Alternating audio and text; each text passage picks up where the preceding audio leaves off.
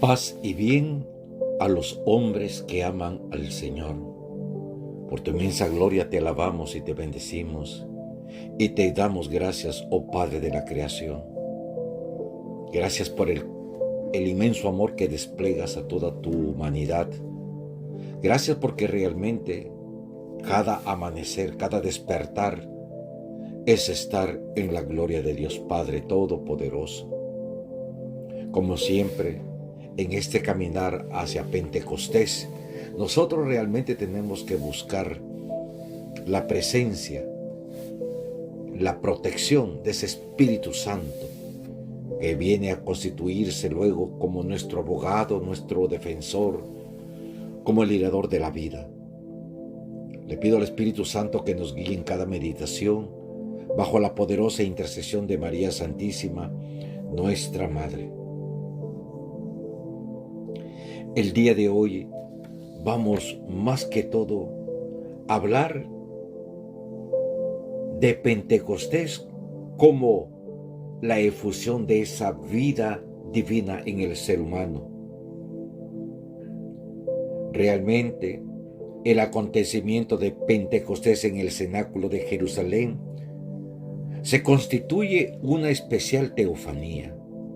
Ya hemos considerado sus principales elementos externos, como lo mencionaba en la otra enseñanza: un ruido como el de una ráfaga de viento impetuoso, lenguas como de fuego sobre los que se encontraban reunidos en el cenáculo, y finalmente el hablar en otras lenguas.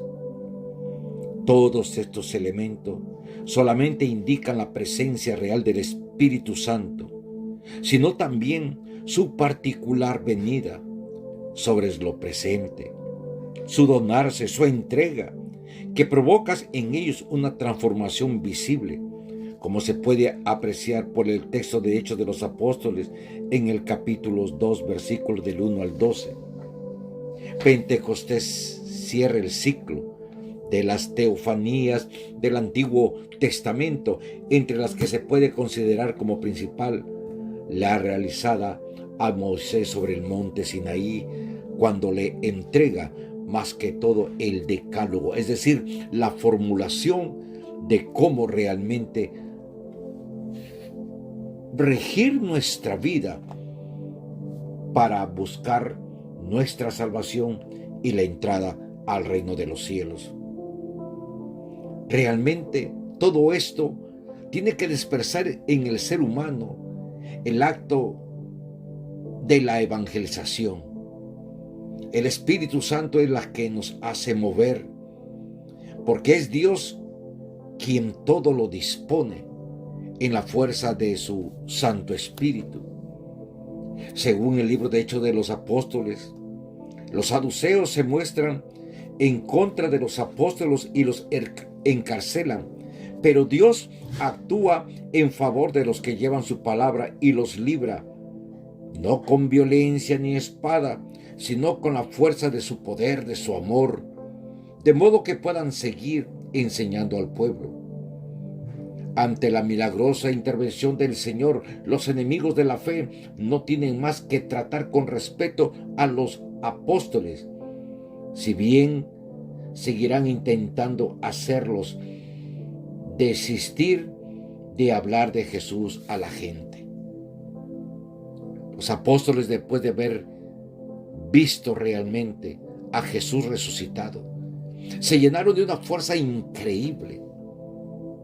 En Pentecostés, ese descendimiento de ese fuego del corazón del Padre sobre los discípulos apóstoles de Cristo los hizo despertar, le infundó en su corazón un deseo hasta posible de dar su vida. Les quitó el miedo, el temor, la desesperación, y bajo el seno de María Santísima, ahí reunida en el cenáculo, ella la portadora ya del Espíritu Santo, porque en la anunciación el ángel Gabriel le dice: y la sombra del Espíritu te cubrirá, y eso era el Espíritu Santo.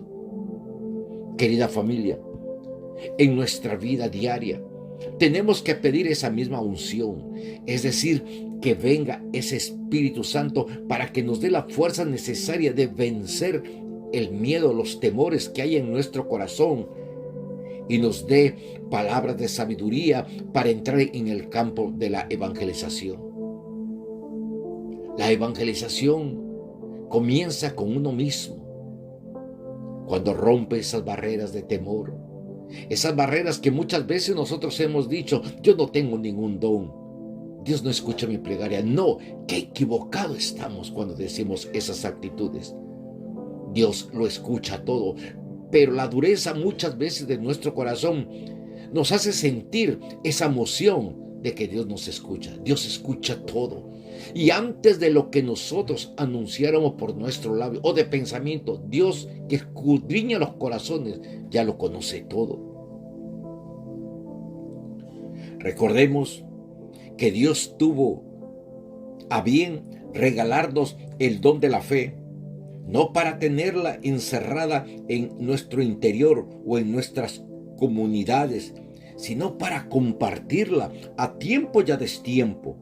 Como dice San Pablo, es necesario, y nos repite el Papa Francisco, evangelizar hacia afuera donde hace falta. Muchas veces nosotros creemos o nos sentimos grandes evangelizadores pescando en la pecera ya realizada por otras gente. No, hay que ir al mundo, hay que ir posiblemente a hablarle aún al mendigo del amor de Dios. Hay que ir buscar a aquel drogadicto para hablarle que Dios es capaz de perdonar su pecado en la cual está sometido, encadenado. Hay que ir al mundo a hablarle a aquellos hermanos que de otras ideologías muchas veces ensucian el nombre de nuestra iglesia. Dios es un Dios de unidad. Por eso era necesario que Jesucristo subiera a los cielos para que nos enviara el Paráclitos, es decir, aquel que viene a custodiar la imagen real de la iglesia, aquel que viene a despertar los sentimientos de evangelización que ya Cristo les había regalado a sus discípulos, aquel que viene a hacernos recordar todas las acciones que tenemos que realizar en vida.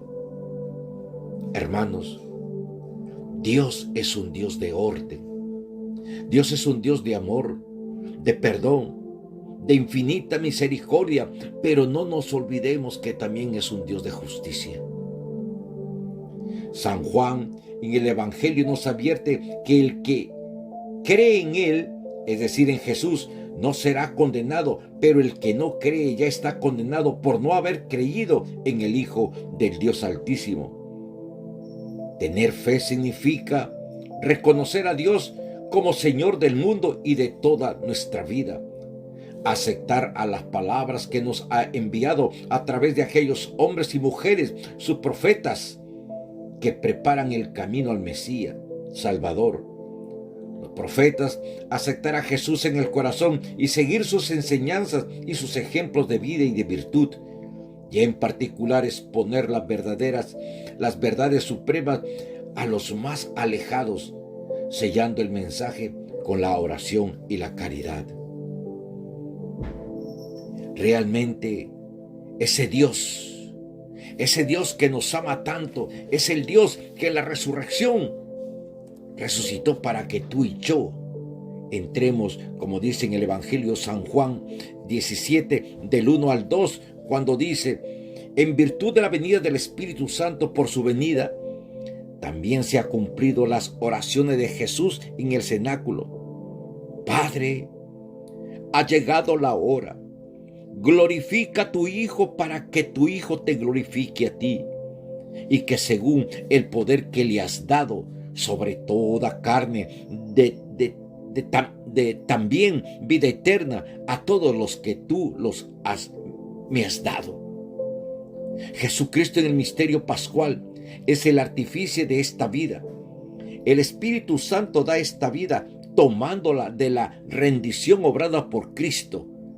Cuando uno dice en San Juan 16:14, recibirá de lo mío. Jesús mismo había dicho: el Espíritu es el que da la vida. San Pablo de la misma manera proclama que la letra mata, mas el Espíritu da vida en 2 de Corintios 3:6. En Pentecostés brilla la verdad que profesa la iglesia con las palabras del símbolo: creo en el Espíritu Santo, Señor y dador de vida. Junto con la Pascua, Pentecostés constituye el coronamiento de la economía salvífica de la Trinidad divina en la historia humana. Queridos hermanos, por eso nosotros tenemos que darnos cuenta que tenemos un desafío grande de vivir la fe. Los alejados, los olvidados quizás por esta sociedad y muchas veces los marginados aún dentro de nuestra comunidad requieren de una buena palabra y más que nada de las obras de caridad. Por eso es muy importante nosotros realmente ayudar al necesitado. Quiero realmente terminar esta reflexión leyendo del Santo Evangelio según San Juan en el capítulo 3, versículo del 16 al 21. Y nos dice la palabra del Señor: tanto amó Dios al mundo que le entregó a su Hijo único, para que todo el que cree en Él no perezca, sino que tenga vida eterna. Porque Dios no envió a su Hijo para condenar al mundo, sino para que el mundo se salvara por Él. El que cree en Él no será condenado, pero el que no cree ya está condenado por no haber creído en el Hijo único de Dios. La causa de la condenación es esta: habiendo venido la luz del mundo, los hombres prefirieron las tinieblas a la luz, porque sus obras eran malas, y por lo tanto nosotros debemos de hacer todo lo contrario. Todo aquel que hace el mal aborrece la luz y no se acerca a ella, para que sus obras no se descubran. En cambio, el que obre el bien conforme a la verdad se acerca a la luz para que se vea que sus obras están hechas según Dios. Palabra del Señor. Gloria a ti, Señor Jesús. Tenemos que dar gracias al Señor porque nos envió al unigénito para que Él, a través de esa muerte en la cruz, nos volviera la dignidad de ser nuevamente constituidos y llamados hijos del Dios Altísimo. La verdad tiene que prevalecer en la mirada, en el pensamiento, en el actuar y en el obrar del creyente. Por eso es necesario siempre pedir al Espíritu Santo. Y le vamos a pedir al Espíritu Santo que nos abra el camino para entrar a la vida divina, haciéndonos pequeños ante ese gran amor de Dios. Yo te digo que si tú crees, verás la gloria de Dios. Que Dios realmente nos santifique y nos abra las puertas del cielo. Lo primero que experimentaron los frutos de la resurrección de Cristo el día de Pentecostés fueron los apóstoles reunidos en el cenáculo de Jerusalén en compañía de María, la madre de Jesús, y otros discípulos del Señor, varones y mujeres. Para ellos, Pentecostés es el día de la resurrección, es decir, de la nueva vida al Espíritu. Es una resurrección espiritual que podemos contemplar a través del proceso realizado en los apóstoles en el curso de todos estos días.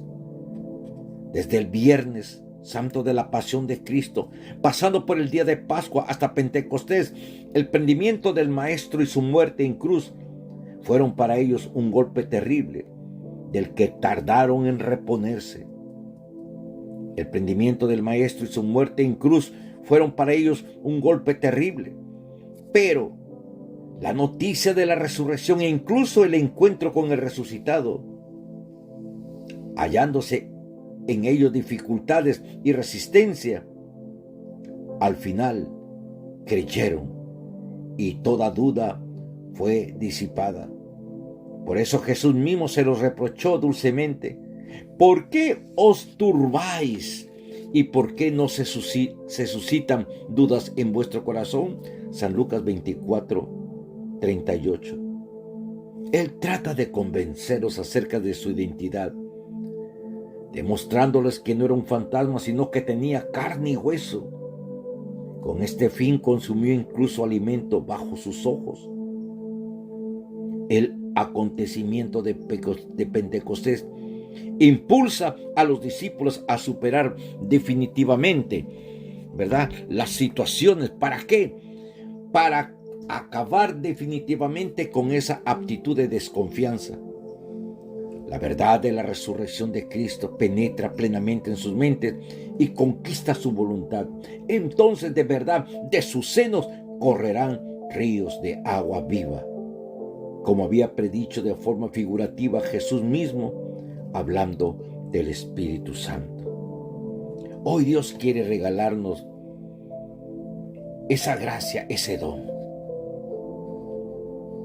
Dios quiere que seamos los primeros en que confiemos realmente que Él está vivo, presente en la Santa Eucaristía. No dudes, cree, y entonces, creyendo, pídele al Señor de corazón que te haga entender los misterios de nuestra fe. Ora y labora, ora y entra en ayuno, ora y haz silencio, para que en el silencio Dios descubra su rostro ante tu presencia. La palabra del Señor, la Santa Biblia, es el susurro de la voz de Dios, hablándonos para que nosotros realmente aprendamos a ser esos nuevos discípulos del siglo XXI para continuar extendiendo la buena noticia, es decir, el reino de Dios. Y nos cubrimos con la sangre del Cordero en el nombre del Padre, del Hijo y del Espíritu Santo. Amén.